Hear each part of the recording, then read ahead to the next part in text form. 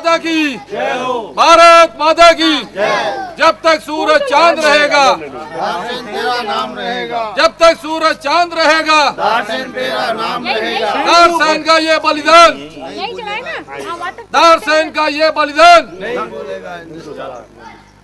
भारत माता की जय हो भारत माता की जय हो भारत माता की जय हो वंदे वंदे वंदे भारत माता की भारत माता की सिंधुपति महाराजा दारसेन अमर रहे सिंधुपति महाराजा दारसेन अमर रहे सिंधुपति महाराजा दारसेन अमर रहे सिंधुपति महाराजा दारसेन अमर रहे सिंधुपति महाराजा दारसेन अमर रहे सिंधुपति महाराजा दारसेन अमर रहे मंच पे आयोजित करवाते हैं और उसी कड़ी में राष्ट्रीय सम्मान दिवस का आयोजन हुआ था।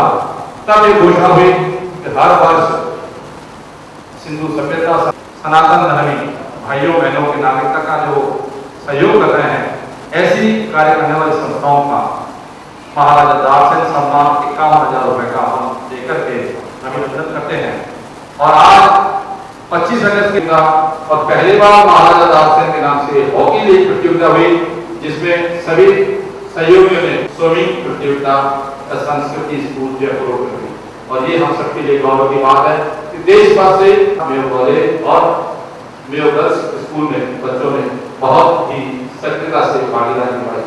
आज जयंती के अवसर पर हमारे मध्य उपस्थित हैं में बैठे हुए, उन्होंने अपनी कल्पना जब की थी तब दीदी लक्ष्मी ठाकुर साहब, बहन जी उनका बदे और सभी फरवरी 2007 में वो भी भूमि करके मेरे सम्मुख सभी गणमान्य नागरिकगण, ये जो समारोह समिति हर वर्ष महाराजा दारसेन के अवसर पर विभिन्न प्रतियोगिताएं, इस बार हमने तैराकी, हॉकी व अन्य वेशभूषा कई प्रतियोगिताएं हमने यहाँ रखी, लेकिन इसका सफलतम कल यहाँ पे पारितोषिक वितरण किया गया।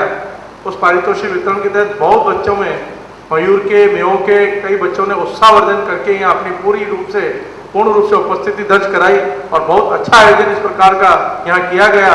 और महाराजा दारसेन को, जो कि मोहम्मद बिन कासिम से हमला करते हुए अपने प्राण पूर्ण परिवार के साथ में न्यौछावर कर दिए, ऐसे यशस्वी महाराजा दारसेन की जयंती के अवसर पर मंचित अतिथियों का उन्होंने अपना अमूल्य समय निकाल करके जो इस महाराजा दारसेन के जयंती के अवसर पर पधारे, उन सभी का और उपस्थित महानुभावों का हृदय से अभिनंदन और स्वागत करता हूँ। जय हिंद, जय भारत। जीवन में जहाँ निरस्ता आ जाती है तो दारसेन जी को अपना आधार मानते हुए उनके चित्र पे रंग भरना और रंग भरकर अपने जीवन को भी रंगों से परिपूर्ण करने का जो काम आप लोगों ने शुरू किया, इसके लिए आभार। फिर युवा दारसेन जी से प्रेरणा ले और प्रेरणा लेने के बाद अगर इसकी काया में ही ताकत ना हो तो फिर प्रेरणा तो केवल बौद्धिक रूप से रह जाएगी। तो इसलिए कभी इस देश पे संकट आए तो संकट से बचने के लिए जो दारसेन जी ने इस देश के लिए किया, संस्कृति को बचाने के लिए किया, इसके लिए भी वो परिपूर्ण रूप से मजबूत रहे। इसके नाते आपने उनकी हॉकी प्रतियोगिता कराई या फिर तैराकी प्रतियोगिता कराई, इसके लिए भी आपको बहुत बहुत शुभकामनाएं। फिर आज जो विचार गोष्ठी है कि किस प्रकार से उन्होंने अपने जीवन को जिया, और कई बार जब कहने में आता है कि अभी अपन कि दादाजी का नाम क्या है तो तुरंत बता देते हैं, दादाजी के पिताजी का नाम क्या है, परदादाजी का, तो आधे लोग बता पाएंगे, बता भी नहीं पाएंगे। उससे भी आगे वाली पीढ़ी का नाम पूछ लिया तो फिर बताने में सक्षम नहीं है। तो आदमी सपना तो ये सोचता है कि मेरा नाम 7 पीढ़ियों तक चले, किंतु वो अपने और अपने परिवार तक ही सीमित रहता है। तो परिणाम रहता है कि 2 या 3 पीढ़ी बाद भी इसको लोग बाग भूल जाते हैं। और जो देश समाज के लिए काम करता है उसको बरसों बरस बाद हमने देखा भी नहीं, इनको हमने सुना है, और सुनने के बाद भी हम इनके लिए समय निकाल कर इनके विचार को मंथन कर रहे हैं, आगे बढ़ रहे हैं। इसलिए मैं इस जोत को जो आपने आगे बढ़ाने का काम किया, इसके लिए मैं आपको बहुत बहुत शुभकामनाएं प्रेषित करता हूँ। बहुत बहुत धन्यवाद। महाराजा दारसेन जी की जयंती के अवसर पर आयोजित इस विचार गोष्ठी में आई हुई मुख्य वक्ता के रूप में बहन लक्ष्मी ठाकुर जी का बहुत बहुत अभिनंदन है, स्वागत है। अजमेर के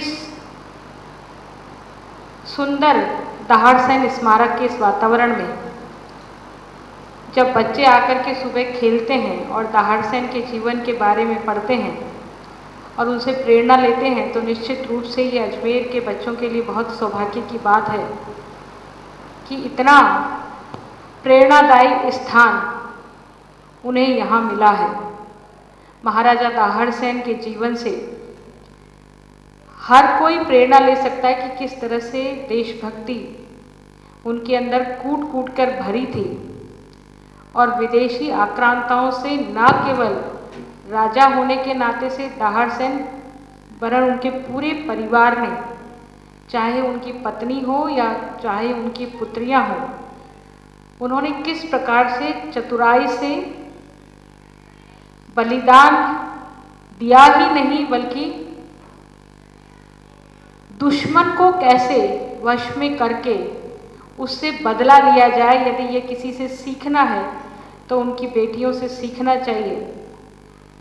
मैं सिंधु सभा को बहुत बहुत आभार व्यक्त करती हूँ कि वो हर वर्ष इस प्रकार की संगोष्ठी का आयोजन जब से ये हॉल बना है आप करते आए हैं, पर सिंधु पीठ का भी काम आगे बढ़े। ये बहुत बड़ा स्थान यहाँ पर है, उस स्थान के नाते से उसका उपयोग कैसे सिंधु पीठ के माध्यम से किया जा सकता है, कैसे आज की संस्कृति में हमारे आज के बच्चों को उस सभ्यता और संस्कृति से जोड़ते हुए कौन सी नई चीज़ें बताई जा सकती हैं, कौन से नए संस्कार दिए जा सकते हैं, आज की ये बहुत महती आवश्यकता है। इसलिए हम आने वाले दिनों में इस दिशा में भी विचार करेंगे, इस दिशा में भी आगे बढ़ेंगे। ऐसी सोच हम सब की हो, हम सब मिलकर के उस दिशा में काम करें। इन्हीं शब्दों के साथ पुनः आज महाराजा दाहड़सेन जी की जन्म जयंती के अवसर पर आप सभी को बहुत बहुत बधाई, शुभकामनाएं देते हुए हम उनके जीवन से प्रेरणा लें और कुछ ना कुछ सीखें। आज के दिन यही हम सबको संकल्प लेना चाहिए, क्योंकि जयंतियाँ महापुरुषों की और पुण्यतिथि मनाने के पीछे भी यही ध्येय होता है कि हम उनके जीवन से कुछ ना कुछ जरूर सीखें। आप सबको, आपने मुझे भी आमंत्रित किया, हालांकि आपने तो मुझे 1 घंटा पहले ही बुला लिया था, इसलिए आपके बीच में से मैं अब जाना चाहूँगी, क्योंकि आपने बोला 9 बजे आना, हम तो 9 बजे के हिसाब से आए थे, इसलिए बहन जी को मैं सुन नहीं पाऊँगी क्योंकि और भी कार्यक्रम है ना। इसलिए आपके बीच में से यहीं से विदा लेते हुए आप सबका बहुत बहुत आभार और अभिनंदन करते हुए यहीं से विदा लेना चाहूँगी। बहुत बहुत धन्यवाद। एमडीएस विश्वविद्यालय की प्रोफेसर माननीय लक्ष्मी जी ठाकुर, हमारे यहाँ के मेयर भाई धर्मेंद्र जी, सिंधु सभा के राष्ट्रीय उपाध्यक्ष माननीय नवल राय जी, उप मेयर भाई संपत जी, और सभागार में उपस्थित सभी देश प्रेम से ओतप्रोत मेरे भाइयों और बहनों, आज से 2-3 दिन पूर्व जब कमल प्रकाश जी ने आग्रह किया कि ये संगोष्ठी है और आप आएँ तो अच्छा लगेगा, इन्हें स्वास्थ्य होते हुए भी मन में था कि प्रतिवर्ष मैं इस कार्यक्रम में उपस्थित रहता हूँ, इस बार मेरी अनुपस्थिति न लगे, इस नाते आपके बीच में उपस्थित हुआ हूँ कि स्वास्थ्य की वजह से बैठे हुए बोलने के लिए कुछ मजबूरी है, इसलिए आपसे क्षमा याचना करते हुए कुछ अपने 2-4 वाक्य बैठे हुए आपके बीच में कहने का साहस कर रहा हूँ। वास्तव में महाराजा दाहड़सेन जो सिंध के वीर थे, इनके जीवन प्रत्येक व्यक्ति को पढ़ना चाहिए, क्यों वास्तव में इस देश पर जितने भी आक्रमणकारी आए वे सिंध के रास्ते से आए। इसलिए सबसे पहले आतियाइयों से और इन आक्रमणकारियों से यदि जूझना पड़ा है तो वह सिंध को जूझना पड़ा है। इसलिए प्रत्येक वहां का निवासी बहुत बड़ा समय जूझने में दिया और उसमें से महाराजा दाहड़सेन का एक नाम निश्चित रूप से उभर करके आया है और यह शायद देश के वीर क्रांतिकारियों में एकमात्र ऐसे वीर हैं जिनका पूरा परिवार इसके लिए उन्होंने अपने यहाँ बलिदान दिया है। और इस महापुरुष के जीवन में जिस प्रकार की कोई घटना हुई, मैं उसको दोहराना नहीं चाहता क्यों हमारे मुख्य वक्ता और ये सब उसको विस्तार से रखेंगे। लेकिन आज भी महाराजा दाहरसेन का जीवन साम्यक है, क्यों जिस प्रकार से देश में आतंकवादियों की गतिविधियां बढ़ रही है और कश्मीर की जो स्थिति है जिसके कारण से रोज हमारी सेना को जूझना पड़ रहा है और किस प्रकार से आतंकवादी आज इस देश के वहां के राष्ट्रभक्त लोगों को, चाहे वो कश्मीरी पंडित हो, चाहे हमारी सेना हो, चाहे वहां का पुलिस बल हो, जिस प्रकार के उन पे घात लगा करके पिछले कई दिनों से कर रहे हैं, ऐसे समय महाराजा दाहरसेन का इतिहास जो हमारे जन जन तक पहुंचे, प्रत्येक बालक बालिका तक पहुंचे। और इसके लिए मुझे मन में एक सुखद अनुभूति है कि एक अवसर मुझे भी मिला, जब एक दायित्व शिक्षा विभाग को मिला तो हमने पाठ्यक्रमों में महाराजा दाहरसेन हेमू कालाणी के पाठ जुड़वाने का एक जो अवसर मिला, निश्चित उसमें अपने आप को भाग्यशाली मानता हूं जो इस महापुरुषों के पाठ बच्चों के पढ़ने के लिए केवल सिंधी समाज नहीं, केवल सिंध के से जुड़े हुए लोग नहीं, लेकिन प्रत्येक बालक बालिका इसका अध्ययन कर रहा है। और साथ में जिस प्रकार से अभी बहन अनिता जी ने सिंधु पीठ की बात कही, यह सिंधु पीठ भी अजमेर के इतिहास के लिए निश्चित रूप से एक अद्वितीय है। और आज जो भी यहाँ के डायरेक्टर बैठी हैं, मैं इनसे आग्रह करूंगा कि महाराजा दाहरसेन के जीवन पर शोध होने चाहिए, उनके जीवन के नए नए जो आयाम हैं उस पर कुछ प्रकाशन भी होना चाहिए, क्योंकि पैसे की कोई कमी नहीं है। 2 करोड़ रुपए जमा है और अभी वाइस चांसलर से मेरी बात हुई कि इस बार कुछ और फंड भी इस कोष में जमा होगा और इसलिए पैसे की कमी नहीं है। लेकिन मेरा आग्रह है कि अपने यहाँ कुछ इतिहासकार और कुछ अच्छे लोग बैठे हैं, अपन सब मिलकर के उनके जीवन के केवल एक वीर लड़ाई का तो एक पक्ष है ही, लेकिन उनके जीवन के अच्छे प्रशासक से लेकर के कई आयाम हैं, उनके परिवार के कई आयाम हैं, उस पर शोध करते हुए हम यदि जनता के सामने लाएंगे तो वास्तव में आज के इस नौजवान पीढ़ी जो बैठी है, जिन्होंने कई प्रतियोगिताओं में भाग लेकर के महाराजा दाहरसेन के साथ अपने आप को जोड़ा है, उनके जीवन के अंदर जिस प्रकार का भाव जगेगा वह आज की युवा पीढ़ी के लिए आवश्यक है। और मन में धारणा बना लें कि इस देश का जो गौरवमयी इतिहास रहा है, और अब तो जो बच्चे पाठ्यक्रम भी पढ़ेंगे उसमें देश भर के 200 से अधिक वीर महापुरुषों के पाठ उसमें कक्षा 1 से लेकर के 12वीं तक हैं। मैं समझता हूँ उनमें से केवल उसको परीक्षा के लिए, केवल परीक्षा के लिए उसको न पढ़ें, लेकिन उसको भावनात्मक पढ़ करके वैसा बनने की प्रयत्न करना।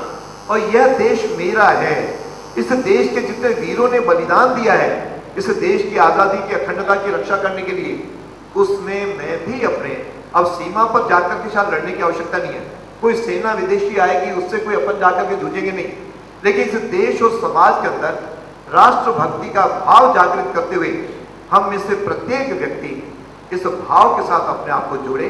और यहाँ जो पिछले प्रत्येक वर्ष वास्तव में दाहरसेन स्मारक जो बना है, लखावत जी ने इसको बनाया, निश्चित रूप से उनके कार्यकाल को जीवन भर लोग याद करेंगे। और पृथ्वीराज चौहान और महाराजा दाहरसेन के स्मारक जो यहाँ बने हैं वास्तव में अजमेर के लिए प्रेरणादायी है। और फिर पृथ्वीराज चौहान के नाम पे कॉलेज का नाम रखा, महाराजा दाहरसेन के नाम को भी आगे हम किस तरह बढ़ा सकते हैं, इसको भी हम सबको विचार करना चाहिए। तो ये महापुरुषों के नाम ही जो जीवन को प्रेरणा देते हैं, इसीलिए हम सब लोग इनके इतिहास को भी पढ़ें। वैसे पैम्पलेट इत्यादि अपन प्रयत्न अपने अलग अलग एरिया भी करता है, नगर निगम भी करता है, समिति भी करती है, सिंधु सभा भी करती है, हम सब लोग मिलकर के जुटे हैं। बाकी लोगों को भी, मुझे अजमेर में जितने लोग हैं सब सामूहिक रूप से पूरे राजस्थान और पूरे देश में को दाहरसेन के जीवन के साथ एकात्म करते हुए, प्रेरणा लेते हुए, जन जन तक पहुंचाते हुए और अपने को उसके साथ जोड़ते हुए मैं भी जीवन में इस दिशा में कुछ न कुछ करूं, इस प्रकार के संस्कार लाएंगे तो ये गोष्ठियां जो हम प्रतिवर्ष करते हैं निश्चित रूप से ये सार्थक होंगी। और उनके जीवन में शोध पीठ भी अपना कंट्रीब्यूशन करें और साथ में अंदर हमारा स्मारक भी एक जीवंत एक स्मारक बने, क्योंकि पिछले कुछ वर्षों में बड़े बड़े कार्यक्रम भी हुए हैं, हम लोग सारे राजस्थान के लोग भी आए हैं। धीरे धीरे मैं तो कहता हूँ अपने में से प्रत्येक का कोई भी रिलेटिव आए अजमेर, कोई भी संबंधी आए मिलने वाला है, उसको यहाँ तक अपन अवश्य लाएं और यहाँ लाते हुए उसको इस प्रेरणा से उसको साथ जोड़ें, तो वास्तव में ये आनंद होगा।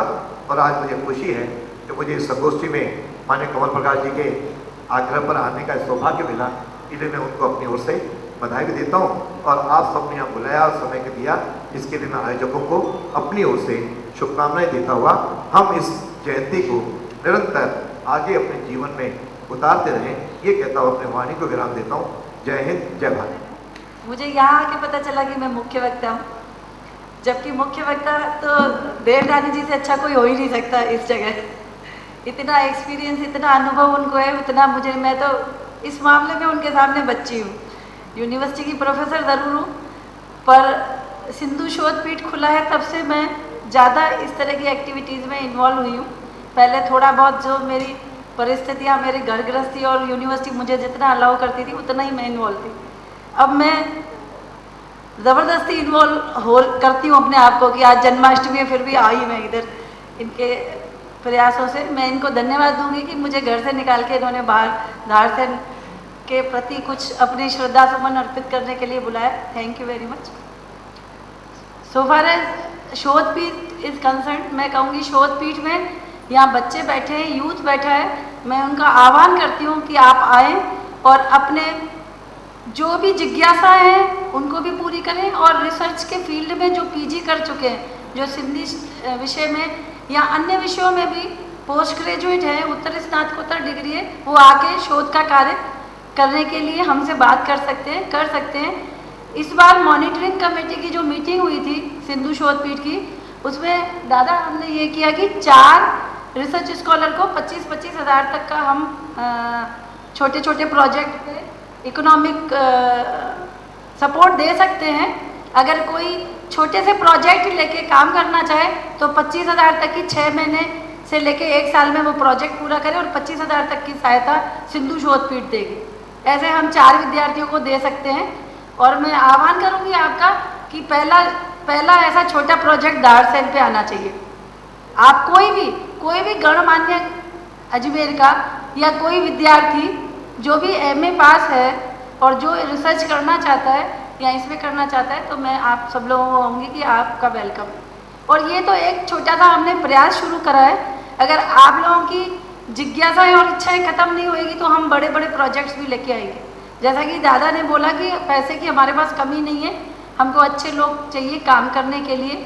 और मेरे से जब भी सहायता मिलेगी, मेरे को आप आधी रात को 9 से 12 बजे भी बात करेंगे तो मैं 12 बजे तक भी जगती हूँ, 1-2 बजे तक भी। आप फ़ोन पे बात करिए, कोई सहायता लेनी है घर पे आइए, आप विश्वविद्यालय में आइए, 10 से 5 विश्वविद्यालय में भी मैं अपने कमरे में ही मिलती हूँ हमेशा। तो आप सब लोगों का स्वागत है। मुख्य वक्ता के रूप में बोलते हुए मेरे को ये लगेगा कि मैं आप सब लोगों के इसके बारे में जानकारी है, जो भी यहाँ बैठे हैं। बच्चों के लिए मैं ये ज़रूर कहूँगी कि धारसेन एक ऐसे राजा थे, उसमें ये नहीं था कि वो सिंधी कम्युनिटी के थे, वो ऐसे राजा थे कि जिन्होंने हमारी संस्कृति को हिंदी संस्कृति, सिंधी और हिंदी में इतना ही फर्क है कि सह को है बोलते हैं और वो बोलने का प्रोनाउंसिएशन का ये जो बॉर्डर के लोग आज भी सह को है बोलते हैं। तो हिंदुस्तान का ये एक वर्चस्व, एक सिनोनिम है, सिनोनिम कह सकते हैं। सिंधुस्तान और हिंदुस्तान एक ही है, ये अलग अलग इन्होंने भाषा के हिसाब से कर दिया। जो सिंध प्रांत में रहते थे वो सिंधी बोलते थे, लेकिन हिंदुस्तान के ही हैं, हम सब हिंदुस्तानी हैं। तो उस हिसाब से धारसेन ने पूरे सवर्णों की जो भी सभ्यता शुरू हुई उस टाइम का राजा था।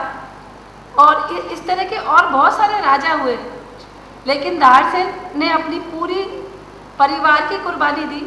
उनको बेईमानी से मारा गया, सहायता के लिए बुलाया 2 लेडीज़ ने, 2 मतलब आदमी थे, उन्होंने औरतों के कपड़े पहन के, उनको काबुली सैनिक थे, उन्होंने सहायता के लिए बुलाया तो वो उनकी सहायता करते हुए मारे गए, उनको छल से मारा गया। नहीं तो वो ऐसे वीर थे कि दुश्मनों को भी डर लगता था कि अगर हम इसको सामने जाएंगे तो हमारी मौत निश्चित है। धारसेन इतना शूरवीर राजा था। उसके लड़ाई के बाद उसकी पत्नी ने भी बहुत संघर्ष किया, लड़ाई करी, मर्दाने कपड़े पहन के मैदान में आई, लड़ी, पर जब उसने देखा कि अब मेरे बस की बात नहीं है तो उसने जौहर किया। रानी पद्मिनी का जौहर सबको पता है, पर रानी लाडीबाई का जौहर, जो दाहड़ सेन की वाइफ थी, उसने अपनी वीरांगनाओं के साथ जो जौहर किया वो सबसे पहला जौहर था हिंदुस्तान के इतिहास में। और उसके बाद उसकी दोनों बेटियां भी, मोहम्मद बिन कासिम जो हमारा सबसे बड़ा दुश्मन था, उसको मारते हुए मरी। उस मामले में अलग अलग कहानियाँ हैं। किसी ने कहा कि उसको लेके गए शहनशाह के पास और उन्होंने बोला कि झूठ बोल के मतलब छल से उन्होंने अपने दुश्मन को मरवाया, जैसे छल से उनके पिताजी को मरवाया था।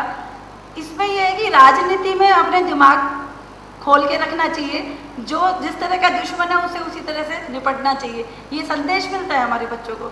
तो मैं आपका आह्वान करूंगी कि आप इसकी पूरी जीवनी को पढ़ें। मैं दादा देवनानी का हृदय से आभार प्रकट करती हूँ कि इन्होंने बोर्ड में सब जगह कक्षा पहले से इसको डाला है और बोर्ड की किताबों में भी इसको डलवाया है। उसके लिए मैं अपनी तरफ से धन्यवाद, सिंधु शोधपीठ की तरफ से भी इनका धन्यवाद कर। इतना समाज के लिए जितना इन्होंने किया है सिंधी समाज के लिए, और सिंधी के अलावा दादा की ये मंशा रहती है कि जो नॉन सिंधी लोग हैं वो भी आके सिंधु शोधपीठ के मंच से रिसर्च करें, इन्वॉल्व हों, अपना कंट्रीब्यूशन दें। तो इसके लिए मैं उनको स्पेशल धन्यवाद दूंगी कि उन्होंने बहुत किया है। हमारे सिंधु पीठ का वर्चस्व ही दादा के वर्चस्व से, यही जाके स्मृति ईरानी से मिले, उनसे 1 करोड़ रुपया लेके आए हमारे लिए। 1 करोड़ यूनिवर्सिटी ने भी दिया, और हमारे जो वाइस चांसलर साहब हैं उनको भी प्रेशराइज करते रहते हैं दादा कि अभी और 50 लाख देना है। तो ही द मेन कंट्रीब्यूशन जो है वो हमारे दादा देवनानी जी का है, और सिंधु शोधपीठ का वर्चस्व इनके हिसाब से चला। बाकी हम तो संभालने वाले हैं, जैसे भगवान बोलेगा, झूलेलाल जैसे बोलेंगे वैसे हम काम करते हुए। बाकी सिंधु शोधपीठ के जो और चीज़ें हैं, मैं ये चाहती हूँ कि हम दाहड़ सेन पे एक जर्नल निकालें, और आप जो भी आर्टिकल देना चाहते हैं मेरे को आर्टिकल 1 या 1.5 महीने में दें, तो मैं एक जर्नल दाहड़ सेन के नाम पे अलग से इशू निकाल देंगे। और क्योंकि इतना हमको नॉलेज देनी है।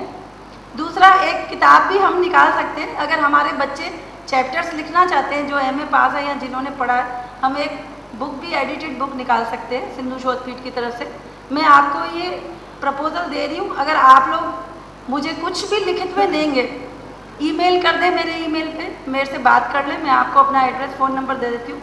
और अजमेर यूनिवर्सिटी में आके लक्ष्मी ठाकुर नाम लेंगे तो आपको मेरा कमरा भी मिल जाएगा, सिंधु शोधपीठ भी पहुँच के मेरे से बात कर सकते हैं। तो मैं ये आह्वान करूँगी कि आप लोग लिटरेचर दीजिए हमें, तो हम सिंधु शोधपीठ को थोड़ा रिच कर सकें।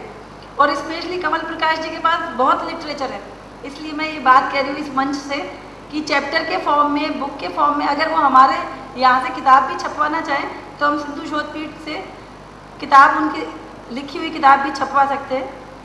और कई सिंधी बुजुर्ग, मेरे से 1-2 लोगों ने बात करी है, एक MT भाटिया जी है, नवल राय बच्चानी जी अभी कह रहे थे कि मेरे पास बहुत लिटरेचर है। तो मैं कहूँगी जैसे हरीम थानी पे सुरेश बबलानी ने PhD की है, इस तरह हमारे जो गणमान्य गण हैं इनकी पर्सनैलिटीज़ पे भी आप लोग रिसर्च प्रपोजल बना के और PhD कर सकते हैं सिंधी में। जैसे दाहड़ सेन पे तो अभी प्रपोज हुआ ही था, उस पर भी हम करें। और दाहड़ सेन पे तो मेरी बहुत इच्छा है कि एक जर्नल और एक किताब निकाले सिंधु शोधपीठ से, उसमें आप सब लोगों का सहयोग मुझे चाहिए। और आप जैसे जैसे आर्टिकल लिख के देंगे हम फटाफट उसको 1-1.5 महीने बाद निकाल सकते हैं। अगर आप लोग का सहयोग रहा तो मैं सोचती हूँ कि 2 महीने में मैं ये जर्नल निकाल पाऊँ। धन्यवाद। 94 से 97 और माननीय ओंकार सिंह जी लखावत या UIT के चेयरमैन थे 94 से 97। उनके दिमाग में बात आई यहाँ दाहड़ सेन को खड़े करने के, स्मारक बनाने का। मैंने 1980 में 400 प्रतियाँ छपाई थी दाहड़ सेन की, 2000 सिंधी में, 2000 हिंदी में। तो हमने आपको सहयोग किया, लखावत जी को। श्रीमती कमला गोकलानी जी सिंधी विभाग में थी, उन्होंने कुछ सामग्री दी। हीरो ठाकुर हैं, आकाशवाणी और दूरदर्शन से दिल्ली में रिटायर्ड लेखक हैं, आजकल भी कई बार सिंध में गए हैं लेखक के नाते। वहाँ 1971 से ये सिंध आंदोलन चल रही है। जनता पार्टी का, वैसे तो जनसंघ से ही प्रारंभ से हूँ मैं, लेकिन उन दिनों में जनता पार्टी बनी थी और 19 महीने जेल के बाद जब मैं बाहर निकला तो जनता पार्टी बनी और एमएलए जो है जनता पार्टी का था।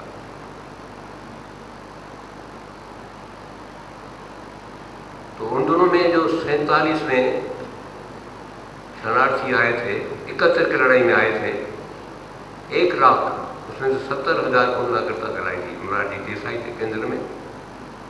उनमें से एक ने कहा भाई आपके पास 70 से 80 तक जनता पार्टी का राज चला, तो अब क्या करेंगे आप? तो मुझे संघ का आदेश मिला कि भाई आप आयुर्वेदिक आचार्य हो, खरेकड़ी गांव में डिस्पेंसरी लगाओ। कि हिंदुत्व का महत्व ये वो तो हम समझते हैं, लेकिन सेवा का काम छोड़ो। ये चीता काठास महराज आजकल भी जो पृथ्वीराज चौहान के वंश के हैं वो अलग से समझते हैं अपने को। इनके पहाड़ के काजी पाजी आके कहते हैं बांग दो तो ये देंगे, ये तहमत पहनो तो ये देंगे, दाढ़ी रखाओ तो ये देंगे। पेट्रोल डॉलर के काम से आज तक हो रहा है ये। तो उसके बीच में खरेकड़ी में मैं 10 साल था उस डिस्पेंसरी में। तो मैं सिंध गया, 10 दिन के लिए छुट्टी ले गया विश्व हिंदू परिषद, 40 दिन वहाँ रहा और एमएलए और साधारण देख के सिंधी हिंदू मुसलमान बड़ी आदर करते थे। उन्होंने कहा साहब और यहाँ आप रुको। और जो 71 में शरणार्थी आए थे उनमें से एक वो मेरे साथ चला, उसका स्वार्थ ये था कि गांव में दुकान थी तो वहाँ से अकान जो ये लड़ाई लगी तो ऐसे कई लोग जो हैं यहाँ भारत में आ गए थे, 1 लाख जैसे मैंने बताया। तो उसकी वजह से मैं गया, वहाँ देखा कि माहौल इतना बढ़िया है और यहाँ अकेडमी का चेयरमैन रहा तो मुझे सिंधी पुस्तकें दी कितनों ने, भाई ये लेखक और जो साहित्यकार हैं उनको जाके देना। वहाँ किसी से पूछा तो कहा साहब ये सब जेल में हैं, ये 71 की वाले ये सिंध आंदोलन चला रहे हैं और आप लोगों से भी ये ज़्यादा दुखी हैं और इनकी कविताएं और बात सुनोगे तो अखंड भारत के फेवर में है या ये सिंध अलग करो पाकिस्तान से, ऐसी मूवमेंट चल रही है। और इन लोगों का नाम लोगे तो कोई जेल में पड़े हैं और कोई अपने बंगलों पर नज़रबंद है। फिर मैंने नाम छोड़ दिया, बाकी जो सिंधी हिंदू मिले उनको वो पुस्तकें दे गया है। तो आज जैसे आप लोगों ने सुना होगा अफगानिस्तान के सरहद के लोगों में जान आ गई है और इकट्ठे होकर वो भी चाहते हैं कि सिंध ये अपनी पाकिस्तान से अलग हुए या स्वतंत्र हुए। तो ऐसे ही वहाँ भी आंदोलन चल रही है और वहाँ अमेरिका और इंग्लैंड और कई स्थानों पर ऐसे लोग जो हैं बैठे हैं। उनमें से निमंत्रण आया है इन दिनों में, यहाँ भी आके और देख के और भव्य कार्यक्रम यहाँ सब देख के गए हैं जो लोग, उन्होंने निमंत्रण दिया है श्री ओंकार सिंह लखावत को और अपने कमल प्रकाश को, तो वो भी जाके उनसे समाचार देंगे। तो ये मैं थोड़ी भूमिका आप लोगों को बता रहा था तो कैसे यहाँ बना। और हम लोगों के मन में तो यही था, जैसे पृथ्वीराज चौहान, महाराणा प्रताप, शिवाजी के गान गाए जाते हैं, वैसे इस सिंधुपति जो छिपा हुआ अपना इतिहास का वर्क था उसको उजागर किया अपने ओंकार सिंह लखावत ने। तो वो बड़े व्यस्त रहते हैं लेकिन 16 जून को पहुँच करके नहीं भूलते हैं। मेरी यही निवेदन थी, इसने नींव डाली उसके थोड़ी बताना चाहिए। बाकी कलश पे जो खड़े हुए हैं तो आपके सामने हैं, कमल प्रकाश जी हैं, महेंद्र जी हैं। तो ये इतनी निवेदन करते हुए ये हमारे यहाँ उद्देश्य है, क्योंकि देश की स्थिति ऐसी है तो पूरे लोग अभी भी सोने की चिड़िया समझ के ये वो चाहते हैं कि इनको और भी छोटा करते जाए भारत को। 5001 से जितना ये भारत की सीमाएं थी उनका 1/3 भी नहीं बचा है। लेकिन अभी जो 47 ये जो कटे हैं, आधा बंगाल, आधा पंजाब, पूरी सिंध, मैं 20 साल को भी वहाँ से निकला हूँ और पूरा वहाँ का जानता हूँ कैसे ये पाकिस्तान बना, कैसे नौखारी से पहले झगड़े हुए और फिर पंजाब में हुए, फिर सिंध में हुए। किसी स्थिति में हम लोगों को आना पड़ा। अंग्रेजों ने इतनी चालाकी की कि पुलिस और मिलिट्री के किसी को भी चार्ज नहीं दी, नहीं तो पाकिस्तान को नहीं हिंदुस्तान को, जनता जनता में मर रही थी। ऐसी स्थिति में वहाँ जो हम लोग निकले ये सोच के भाई 4-6 महीने में शांति हो जाएगी और फिर हम जाएंगे, लेकिन फिर जाने का सवाल ही नहीं था। यहाँ कोई योजना नहीं थी, भाई कैंप बनेगी, अपने पाँव पर कैसे खड़े होंगे। फिर जो कैंपें खोल गई उल्लासनगर से, तो वो बैरकें थी मिलिट्री की, जहाँ महिलाएं टट्टी जाती थी तो ये बोरी के जो पर्दे हैं ऐसे लगा के करते थे। अब बैरागढ़ में बड़ी जो बैरकें थी मिलिट्री की, उनको खुलवा के दी, जो वहाँ बहुत अच्छी संख्या में वहाँ लोग रह रहे हैं सिंधी। तो ऐसे करके फिर धीरे धीरे पूरे भारत में हम फैले, और यहाँ हमारी क्या उपलब्धि है, ये स्मारक ही है। लेह लद्दाख में जो यात्रा चलती है सिंदूर नाम से, और ये अपने बाहर से जो है, यहाँ तो क्या अभी कई जगह इसके स्टेचू खड़े हो रहे हैं। अब यह जो है ये इंदौर में भी चालू हो जाएगा, मध्य प्रदेश में कई लोग सड़कों के, धर्मशालाओं के ऐसे नाम जो है दार्शन के दे रहे हैं, और जो हमारा उद्देश्य था उसको पूर्ति कर रहे हैं। और नौजवानों को तो मैं विशेष कहूँगा, पहले तो हम सफ़ेद बालों वाले आते थे, लेकिन अब ये आने वाली पीढ़ी है जो अखंड भारत कराएगी, और ऐसे गुण गाएगी। यहाँ सूर्या परमरा जीजाबाई सब बैठी है, तो इसलिए मुझे बड़ी आनंद आ रहा है। इतना कहते हुए मैं समापन करता हूँ। आज ये जो संगोष्ठी का आयोजन किया गया, उसके सबसे पहले मैं धन्यवाद देना चाहूँगा आप लोगों का, सबका। यदि आप लोग यदि यहाँ नहीं आते तो ये कभी भी जो सोच है जिसको हम आगे बढ़ाना चाहते हैं, और नई पीढ़ी को, जो नए बच्चे आए हैं उनको ज़्यादा धन्यवाद देंगे, क्योंकि यदि वो लोगों को, यदि हम लोग यदि यहाँ पे कुछ कर रहे हैं उस बारे में यदि नए बच्चों को नहीं मालूम पड़ेगा, तो शायद ये हमारा जो काम करा हुआ या सब जनों की जो सोच है वो सोच आगे नहीं बढ़ पाएगी। साथ में धन्यवाद देना चाहूँगा प्रोफेसर देवनानी साहब का, जिन्हें हमारे निवेदन के ऊपर स्वीकार किया, इस परिस्थिति के अंदर भी दार्शन के अंदर के इस कार्यक्रम के अंदर पधारे। हमारे शहर के प्रथम नागरिक धर्मेंद्र जी गहलोत साहब का, क्योंकि नगर निगम हम लोगों को इस पूरे कार्यक्रम के अंदर पूरा सहयोग करता है, तभी ये कार्यक्रम पूरे पहुंच पाते हैं। धन्यवाद देना चाहूँगा संपत जी सांकला साहब का। संपत जी सांकला समारोह समिति के वो कर्मठ कार्यकर्ता हैं कि जो पीछे रहकर सारे काम को आगे बढ़ाने का काम पूरा आगे करते हैं। हमारे नवलाल जी बच्चानी साहब का, नवलाल जी बच्चानी साहब के मन में जो आग है नहीं, ये अभी इतनी महेंद्र जी बोले थे कि 90 साल के नहीं, इनके अंदर मन में आग बहुत है, मतलब वो अभी आग इनकी खत्म नहीं हुई है। वो कहते हैं कि नहीं, मेरे को कुछ ना कुछ अभी भी कुछ करना है। और जीवन में आज तक उन्होंने कभी साइकिल नहीं चलाई, उन्होंने आज तक कभी पैदल नहीं चले, पैदल ही चलते हैं, कभी कार नहीं चलाई, कभी किसी तरीके की मतलब पेट्रोल की गाड़ी का उन्होंने इस्तेमाल नहीं किया। और पूरा आज भी यदि कोई बात होती है, मेरे बिल्कुल घर के पास में रहते हैं, तो मैंने कहा वैसे कौन जी वैसे जा रहे हो क्या, परंतु जब आप बोलते हैं ना कि जा रहे हो क्या, तो मैंने कहा तो हाँ वैसे शायद मेरे को लेट हो जाऊंगा, तो वहां से निकल के पैदल यहाँ पे पहुंच जाते हैं। इस तरीके की आग रखने वाले नवलाल जी बच्चानी साहब हमारे आज के इस कार्यक्रम को, क्योंकि ये कार्यक्रम जो हमारा आज का कार्यक्रम था बेसिकली गोष्ठी का कार्यक्रम था, मुख्य कार्यक्रम हमने कल कर लिया, सांस्कृतिक कार्यक्रम का जो कार्यक्रम था और जो हम लोगों के नेताओं का, सब जनों का कर था, परंतु आज हम लोगों का था कि सब जनों की उपस्थिति रहे, तो हम लोगों ने आज इस सारी चीज़ों को बच्चों को जानकारी देने के लिए, हम लोगों की प्रेरणा के लिए श्रद्धांजलि का कार्यक्रम भी हो जाए और हम लोगों को जानकारी भी मिल जाए। ऐसे लक्ष्मी जी ठाकुर साहब जो प्रोफेसर हैं शोधपीठ में आपके द्वारा जो सोच है, आपका जो काम है, उसमें किसी भी तरीके की समारोह समिति की तरफ से, भारतीय सिंधु सभा की तरफ से और समाज की तरफ से कभी भी कोई मदद की आवश्यकता होगी, हम जितना हमारी क्षेत्र है, हम जिस क्षेत्र में काम कर सकते हैं उतनी पूरी मदद करने का हम आपको पूरा प्रयास करेंगे। आप लोगों का बहुत बहुत धन्यवाद। आप इस कार्यक्रम के अंदर पधारे, बहुत बहुत धन्यवाद।